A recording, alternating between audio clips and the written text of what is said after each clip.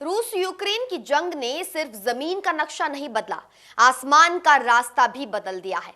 अब गोलियों और मिसाइलों से बचने के लिए हजारों किलोमीटर दूर से उड़कर गिद्ध राजस्थान पहुंच रहे हैं। सोचिए, एक ऐसी जंग जो यूरोप में लड़ी जा रही है, उसका असर सीधे राजस्थान के आसमान में दिख रहा है। मिस्री गिद्ध नाम का संकटग्रस्त पक्षी अब अपना पुराना रास्ता छोड़कर राजस्थान के रेगिस्तान को सर्दियों का नया घर बना रहा है। ये स्टोरी सिर्फ पक्षियों की नहीं, बल्कि पर्यावरण, भू राजनीति और भारत की जिम्मेदारी की भी है। पहले ये गिद्ध रूस, यूक्रेन और ब्लैक सी के आसपास वाले रूट से अफ्रीका या दूसरे इलाकों की तरफ उड़ते थे, लेकिन 2022 में शुरू हुई रूस यूक्रेन जंग के बाद ये कॉरिडोर खतरे और अव्यवस्था से भर गया। बमबारी, सैन्य गतिविधि और ड्रोन विमानों की आवाजाही की वजह से वैज्ञानिकों ने नोटिस किया कि कई रैप्टर प्रजातियों ने अपना रास्ता मोड़ लिया है, जिनमें मिस्री गिद्ध भी शामिल हैं।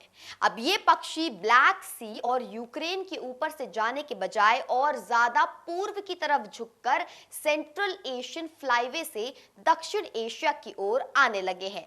नई स्टडीज और सैटेलाइट टैगिंग से पता चला है कि ये मिस्री गिद्ध अब Kazakhstan, Turkmenistan, Uzbekistan, Iran, Afghanistan और पाकिस्तान के रास्ते होकर भारत पहुंच रहे हैं।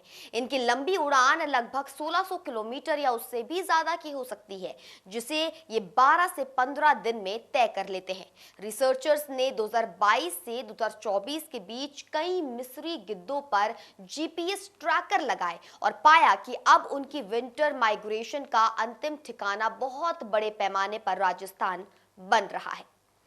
बाड़मेर, बीकानेर, जोधपुर, जैसलमेर जैसे पश्चिमी राजस्थान के जो जिले हैं, इन गिद्धों के लिए सबसे अहम शीतकालीन ठिकाने के रूप में सामने आए हैं।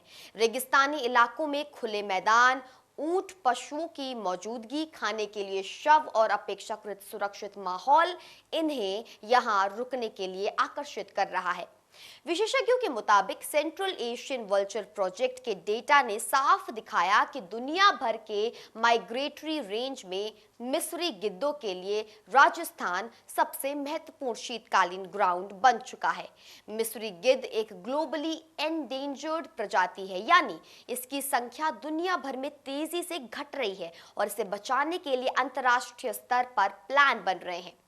राजस्थान में इनकी बढ़ती मौजूदगी वैज्ञानिकों के लिए उम्मीद भी है और चिंता भी, क्योंकि अगर यहाँ सुरक्षित माहौल ना रहा तो इनका भविष्य और डगमगा सकता है। एक्सपर्ट्स ने यह भी सवाल उठाया है कि भारत की वल्चर कंजर्वेशन एक्शन प्लान में राजस्थान का महत्व जितना होना चाहिए उतना अभी नहीं दिखता, जबकि यहाँ रूस, कजाकिस्तान, उज्बेकिस्तान, मंगोलिया तक से रैप्टर पक्षी आ रहे हैं।